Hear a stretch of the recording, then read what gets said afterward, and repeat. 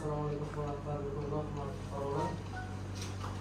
Bugün Özgürlük Bankası filialda yılışımızdan asosiy maqsad yurtlarimizdan bankimizdan mavjud bo'lgan kredit mahsulotlari faqat yuridik shaxslar emas, jismoniy shaxslarga, bundan tashqari oliy ta'lim muassasasi bitiruvchilariga, 30 yoshga to'lmagan yosh tadbirkorlarga, yosh fuqarolarga ajratilgan kreditlar to'g'risida fuqarolarga ozmuncha tanishtirish berib o'tishdan asosiy maqsad bo'lib hisoblanadi. Hozirgi kunda Milliy bank uchun filialda bir qancha kredit produktlarimiz mavjud. Bular jismoniy shaxslar uchun bo'ladigan bo'lsa, avtokreditlar, ipoteka kreditlar, yana bundan tashqari mikroqarz maqsadsiz kreditlarimiz, ta'lim krediti, ishsiz fuqarolar uchun avtokreditlar.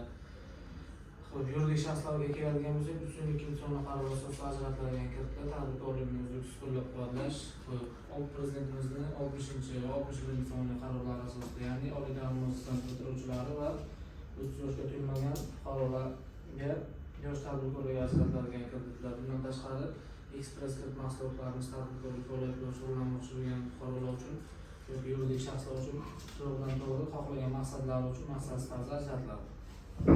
Bundan tashqari biznes ipoteka kreditlarimiz mavjud.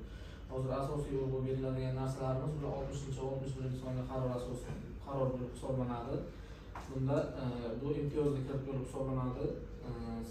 7 yil va 7 yilgacha 2 yillik imtiyozli davrini ajratiladi. Bundan tashqari Markaziy bank qayta moliya stavkasiga +4%, ya'ni 8% bilan ajratiladi. Xo'sh, bundan kelajakka birinchi qadam, kelajak uchun start. Yorqin kelajak sari, va talabaga madadkor kredit mahsulotlari mavjud bo'lib hisoblanadi. Bunda talabaga madadkor kredit mahsulotimiz maksimum summasi 5 milliard so'mgacha bo'lib hisoblanadi. Buni asosiy vosita sotib olish uchun 7 yil muddatga 84 oy, aylama mablag'ini to'ldirish uchun bo'lsa 36 oy, 3 yil muddatga ajratiladi. Foizi 8% stavka bilan ajratiladi.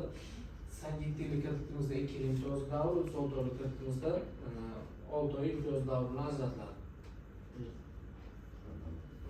Bundan o'zimiz